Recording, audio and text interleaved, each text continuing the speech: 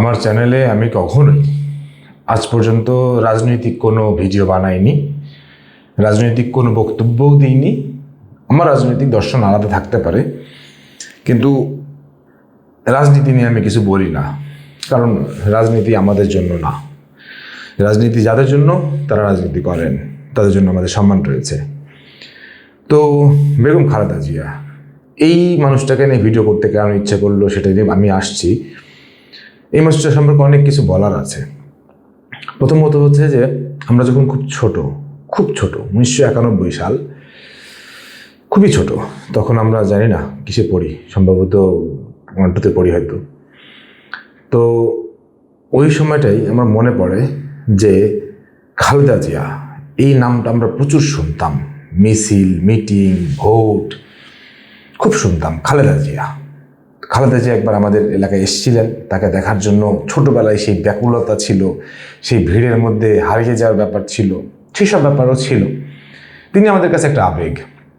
আমি শেখ হাসিনার নামটা এই মুহূর্তে উচ্চারণ করছি না, কারণ অনেকে এটাকে নেগেটিভভাবে নিতে পারেন, কিন্তু ওই সমসাময়িক সময় শেখ হাসিনা, খালেদা জিয়া, এই দুইটা আবেগ বাংলাদেশকে একদম আলাদা করে ফেলছিল।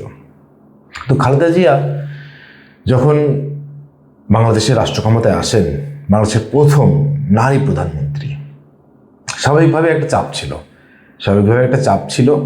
এই চাপটা কিন্তু অনেক ধরনের চাপ। একজন নারী প্রধানমন্ত্রী হওয়াটা কতটা চাপ হইতে পারে সে সময় তিনি করে দেখিয়েছেন।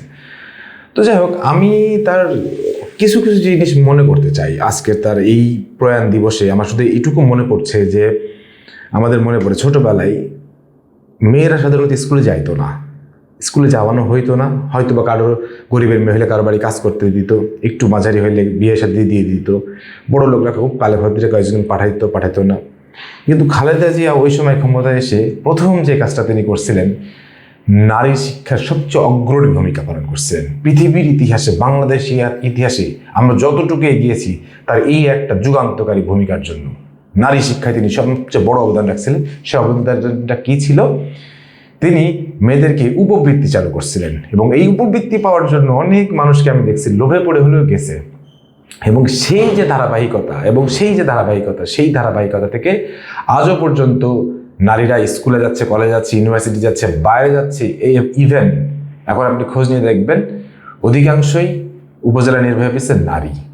এই যে নারীর ক্ষমতায়ন একটা দেশকে কোথায় নিয়ে যেতে পারে, কত দূর তুলে দিতে পারে, সে সবচেয়ে বড় উদাহরণ হচ্ছে খালেদা জিয়া। এই কাজটা করছিলেন বলেই আজকে আমরা সমাজে এত নারীর আধিক্য দেখতেছি, এত নারীর নারীদের অগ্রণী ভূমিকা দেখতেছি। খালেদা জিয়াকে এই জন্য আমি সারা জীবন মনে রাখবো। তিনি এই যুগান্তরিকের ডিসিশনটা আমার কাছে মনে হয় অস্বাভাবিক সুন্দর ছিল। তারপরে আমি আরও একটা জিনিস মনে করতে চাই, সেটা হচ্ছে যে তিনি অনেক বিষয়ে ভূমিকা রাখছেন, আবার অনেক বিষয়ে ফেল করছেন, কিন্তু ভূমিকা রাখার বিষয়গুলো বাংলাদেশে বেশ আলোচিত ছিল। দেখেন, প্রথম রেমিটেন্স কিন্তু শেখ মুজিবের আমল থেকেই চলে আসতেছে, কিন্তু প্রথম রেমিটেন্সের খাতা কলমে শুরু, এবং খাতা কলমে এটা যে একটা আয়ের পথ হইতে পারে সেটা তিনি করে দেখিয়েছিলেন। তার আমলে বিদ্যুতের ঘাটতি ছিল, তার আমলে সারের ঘাটতি ছিল। আমরা তো শেখ হাসিনার আমলেও অনেক কিছু উন্নয়ন দেখছি, অনেক কিছু ঘাটতি ছিল, ঘাটতি থাকবেই। কিন্তু একটা মানুষ যখন সব কিছু শুরু করে দিয়ে যান, তখন সেটার যে একটা লিগেসি, সেটার যে একটা পথ পরিক্রমা ধরে রাখে, সমাজ এগিয়ে যায়, সংসার এগিয়ে যায়, দেশ এগিয়ে যায়, এই ব্যাপারগুলো আপনাকে মনে রাখতে হবে। খালেদা জিয়া এমন একজন মানুষ ছিলেন যিনি কখনো আপোষ করেন নাই। আমরা সবসময় মিছিল মিটিংয়ে শুনতাম ছোটবেলায় যে আপোষহীন নেত্রী, তখন বুঝতাম না আপোষহীন নেত্রী কাকে বলে। কিন্তু শেখ হাসিনার সময়ে তিনি যখন কারারুদ্ধ ছিলেন, তখন যে তিনি আপোষ করেন নাই, আপোষ না করে কারাবরণ করছেন, এটাই তাকে প্রমাণ করে দেয় তিনি কতটা আপোষহীন ছিলেন। চাইলে তিনি আপোষ করতে পারতেন, ভাই আমার শরীর ভালো না, বয়স হয়ে গেছে, আমি আর রাজনীতিও তেমন হয়তো করবো না, আমি আপোষ করে একটু বাড়িতে একটা আরামে ঘুমাই। আপোষ করেন নাই। আপোষহীন নেত্রী যার নামের পাশে লেখা হয়, সে শুধু আপোষহীন নেত্রী লেখার কারণে না, তার কর্মের কারণেও সে আপোষহীন নেত্রী হয়েই থেকে গেলেন আমাদের মাঝখানে। এখন আমাদের ছোটবেলাটাই আমরা যে রাজনীতি দেখছি, সেই রাজনীতি এখন সত্যিকার অর্থে দেখি না। আওয়ামী লীগ, বিএনপি, খালেদা জিয়া, শেখ হাসিনা, এই যে একটা রাইভালরি ছিল, এই যে একটা গ্যাঞ্জাম ছিল, তার মাঝখানেও না রাজনৈতিক সহাবস্থান ছিল, রাজনৈতিক কালচার ছিল। কিন্তু সেই কালচারটা দিনে দিনে নষ্ট হয়েছে। এটা যেন আমি, আপনারা সবাই দায়ী। সেই কালচারটা নষ্ট হয়েছে।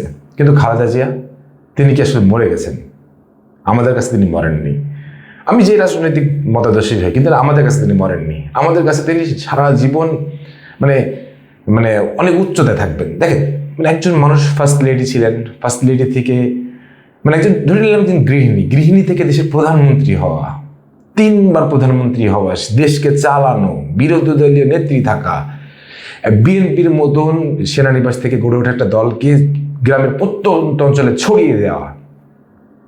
আপনি একটু খেয়াল করে দেখবেন, নতুন নতুন অনেক রাজনৈতিক দল হয়, ছড়িয়ে যেতে পারে না। কারণ কি? ওই যে ক্যারিসমেটিক লিডারশিপ কোয়ালিটি থাকতে হয়। সেই ক্যারিসমেটিক লিডারশিপ কোয়ালিটি খালেদা জিয়ার ছিল, এবং তিনি এই কারণেই সবসময় সব জায়গায় খালেদা জিয়াই হয়েছিলেন। এবং আরেকটা জিনিস আমার মনে পড়ে, তিনি কখনো আপোষ করেন নাই বলে তিনি সবসময় আমাদের দেশের একজন অভিভাবক ছিলেন। উনি এই যে মারা গেলেন না, আমার কাছে মনে হয় আমরা একজন অভিভাবক হারালাম। মনে হয় যেন আমাদের মা, আমাদের খালা, আমাদের নানি, আমাদের দাদি এমন একজন অভিভাবক চলে গেলেন। তো খালেদা জিয়া যেখানেই থাকেন, শুধু এটুকু বলবো, কোটি কোটি মানুষের ভালোবাসা, দোয়া আপনার সাথে আছে। আপনি অবশ্যই ভালো থাকবেন। আপনি পরে থেকে হয়তো আমাদের জন্য দোয়া করতে পারবেন না, আমরা হয়তো আপনার জন্য কিছুই করতে পারলাম না, কিন্তু আপনার জন্য দোয়াটা রইল।